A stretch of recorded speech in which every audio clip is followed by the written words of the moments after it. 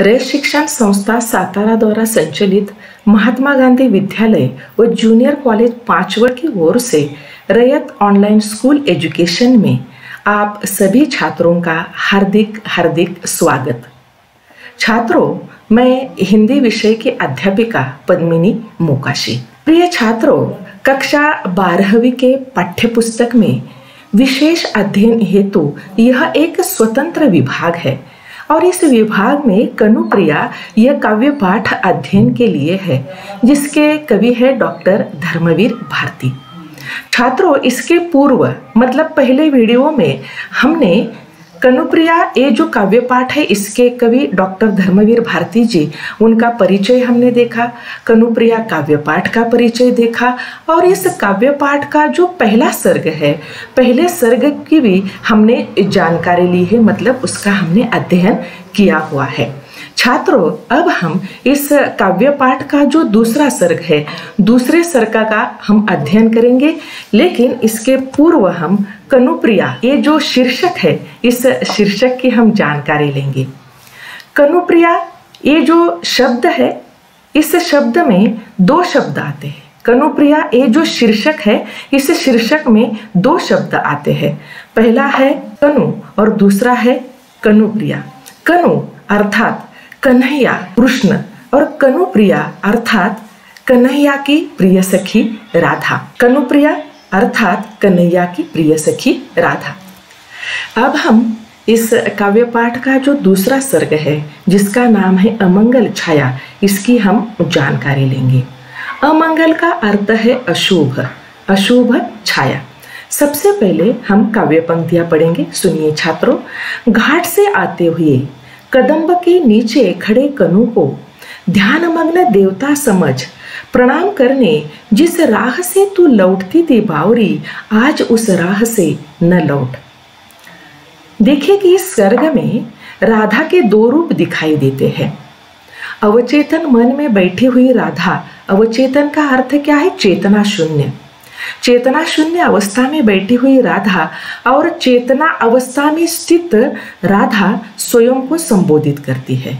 मतलब अवचेतन मन में बैठी हुई राधा चेतना अवस्था में स्थित राधा को संबोधित करती है और संबोधित करते हुए कहती है कि हे राधा, नदी के घाट के ऊपर जाते समय कदम्ब के पेड़ के नीचे खड़े कनु को, कृष्ण को देवता समझकर प्रणाम करने के लिए जिस राह से तू आती थी, आज उस राह से तू मत आ।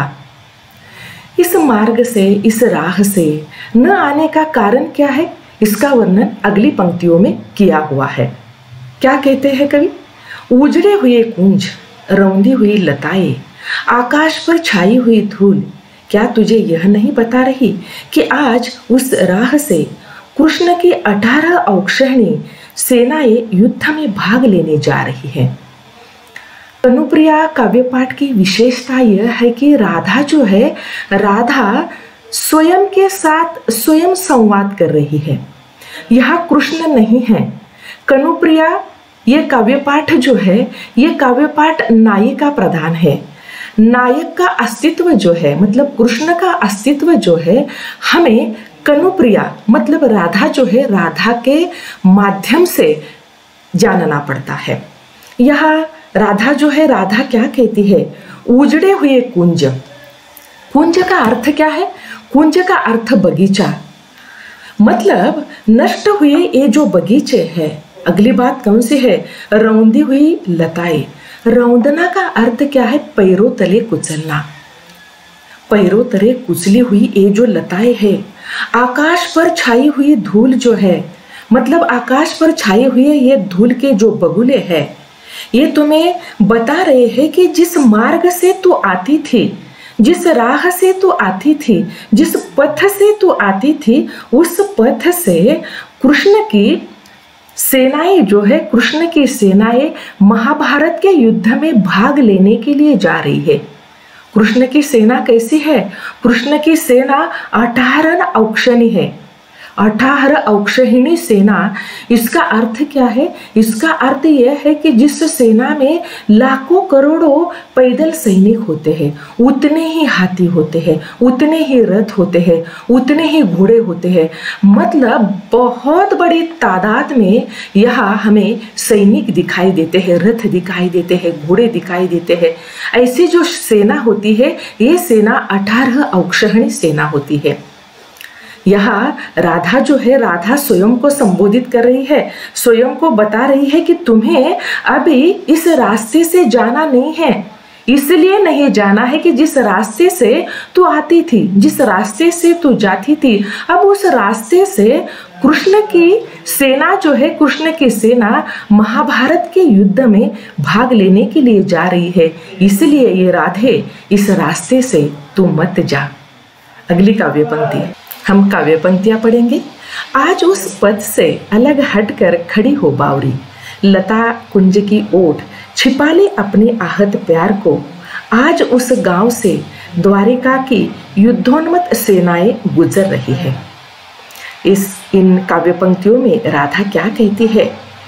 राधा कहती है कि हे राधा, तू पथ से, इस मार्ग से दूर हट जा।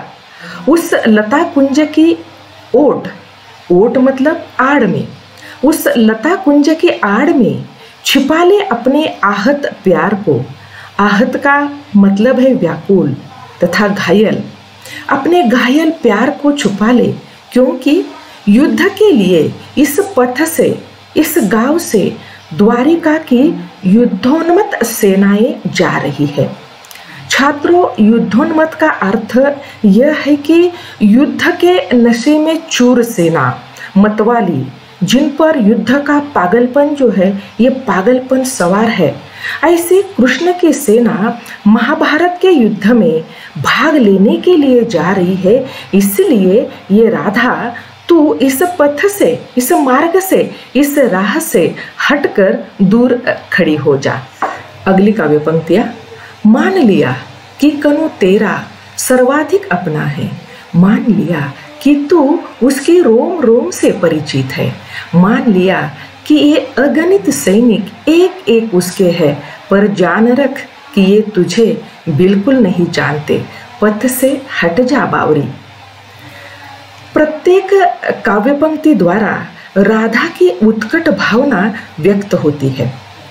यह राधा जो है, राधा कहती है, क्या कहती है कि हे राधा, मैं मानती हूँ कि कनु कृष्ण सर्वाधिक तुम्हारा है, तुम उसके रोम रोम से परिचित हो, मतलब तुम उसके संपूर्ण व्यक्तित्व से परिचित हो। लेकिन ये सारे सैनिक कनु के हैं जो तुम्हें जानते नहीं, यहाँ तक कि कृष्ण भी तुम्हें इस समय पहचानते नहीं कि तुम उसकी मित्र हो। इसलिए ये बावरी, इस मार्ग से, इस पथ से तू हटकर दूर खड़ी हो जा। देखिए कि इन काव्य पंक्तियों में राधा जो है, राधा के मन की उत्कट भावना जो है, ये भावना व्यक्त होती है। भावना व्यक्त होते समय राधा जो है, राधा कहती है कि जो मेरा था, जो कनु मुझे परिचित था, मैं उसके रोम रोम से परिचित थी, लेकिन ये कनु जो है, ये कनु मुझे जानता तक नहीं है, पहचानता तक नहीं है। और इसलिए वह स्वयं को समझा रही है कि ये बावरी राधा, तू इस मार्ग से, इस रास्ते से हटकर दूर खड़ी हो जा। अगली काव्य पंक्तियां, यह आम्र वृक्ष की डाल उनकी विशेष प्रिय थी, तेरे न आने पर सारे शाम इस पर टिक, उन्होंने वंशी में बार बार तेरा नाम भरकर तुझे टेरा था। इन काव्य पंक्तियों में क्या कहा है? देखिए कि वह आम की डाल, मतलब आम्र वृक्ष ऐसा शब्द आया है, इसका अर्थ क्या है? आम का पेड़। वह आम की डाल कन्हैया की अत्यंत प्रिय थी, विशेष प्रिय थी। जब तक राधा जो है, राधा वहाँ आती नहीं थी, तब तक सारी शाम अपनी वंशी जो है, वंशी मतलब मुरली, बांसुरी, अपनी वंशी बजा बजा कर राधा जो है, राधा को कृष्ण पुकारता था। अगली काव्य पंक्तियां, आज यह आम की डाल सदा सदा के लिए काट दी जाएंगी, क्योंकि कृष्ण के सेनापतियों के वायु वेगगामी रथों की गगनचुंबी ध्वजाओं में यह नीची डाल अटकती है और यह पथ के किनारे खड़ा छायादार पावन अशोक वृक्ष आज खंड खंड हो जाएगा तो क्या? यदि ग्रामवासी सेनाओं के स्वागत में तोरण नहीं सजते तो क्या सारा ग्राम नहीं उजाड़ दिया जाएगा? इन काव्य पंक्तियों में राधा कहती है, क्या कहती है? जो आम की डाल कृष्ण को प्रिय थी वह सदा सदा के लिए काट दी जाएगी। इसका कारण यह है कि कृष्ण के सेनापतियों के तेज गति वाले वायु वेगगामी, यह शब्द आया हुआ है। वायु वेगगामी अर्थात हवा की गति से चलने वाला। यहाँ वायु वेगगामी रथों की ऊंची पताकाओं में, ऊंची ध्वजाओं में आम्र वृक्ष की डाल जो है, ये डाल उलझती है, अटकती है, इसलिए ये डाल जो है, ये डाल काट दी जाएगी। आगे चलकर क्या कहा है? यही नहीं कि पथ के किनारे खड़ा पावन अशोक वृक्ष, पावन का अर्थ क्या है छात्रों? पवित्र। वृक्ष का अर्थ क्या है? पेड़। पथ के किनारे खड़ा यह पवित्र अशोक का पेड़ जो है, ये पेड़ भी खंड खंड नहीं किया गया तो इसमें आश्चर्य की कोई बात नहीं है, क्योंकि यह जो युद्ध है, यह युद्ध इतना भयंकर हो गया है कि अगर ग्रामवासी जो है, गांव में रहने वाले लोग जो है, अगर ये लोग तोरण नहीं सजाएंगे तो देखिए कि ये जो युद्ध की सेना है, इस सेना द्वारा ये गांव जो है, ये ग्राम जो है, ये पूरी तरह उजाड़ दिया जाएगा। छात्रों, इन काव्य पंक्तियों में वर्णित जो आम का पेड़ है, अशोक का पेड़ है, तोरण ऐसा शब्द आया हुआ है, ये पर्यावरण के संबंधित शब्द है जिनके द्वारा पर्यावरण की समस्या जो है, पर्यावरण की समस्या पर डॉक्टर धर्मवीर भारती जी ने प्रकाश डाला हुआ है। अगली काव्य पंक्ति। दुख क्यों करती है पगली, क्या हुआ जो कनु के ये वर्तमान अपने, तेरे उन तन्मय क्षणों की कथा से अनभिज्ञ है। उदास क्यों होती है नासमझ कि इस भीड़भाड़ में तू और तेरा प्यार नितांत अपरिचित छूट गए हैं। गर्व कर बावरी, कौन है जिसके महान प्रिय की 18 औक्षहिणी सेनाएं हो। इन काव्य पंक्तियों में देखिए कि राधा जो है, राधा स्वयं को संबोधित करते हुए क्या कहती है? वो कहती है कि हे कनुप्रिया, हे राधा, दुखी क्यों होती हो? क्या हुआ? यदि कृष्ण तुम्हारे साथ बिताए हुए तन्मयता के गहरे क्षण भूल चुके हैं, वह पूरी तरह अनभिज्ञ है, अनभिज्ञ। अनभिज्ञ का अर्थ क्या है? अनजान। पूरी तरह वह भूल गए हैं। आगे चलकर क्या कहा है? ये राधा, तू उदास क्यों होती हो कि इस भीड़भाड़ में राधा और कृष्ण को पहचानने वाला कोई नहीं है। हे राधा, तुझे तो गर्व होना चाहिए कि किसके महान प्रेमी के पास 18 औक्षहिणी सेनाएं है। वह केवल राधा तुम्हारे प्रेमी के पास ही है। तुम्हें गर्व करना चाहिए, तुम्हें इस बात का गर्व जो है, यह गर्व होना चाहिए। यहाँ ये दूसरा सर्ग जो है, दूसरा सर्ग समाप्त होता है। छात्रों, आज हमने अमंगल छाया जो दूसरा सर्ग है, इसकी हमने जानकारी ली है। धन्यवाद।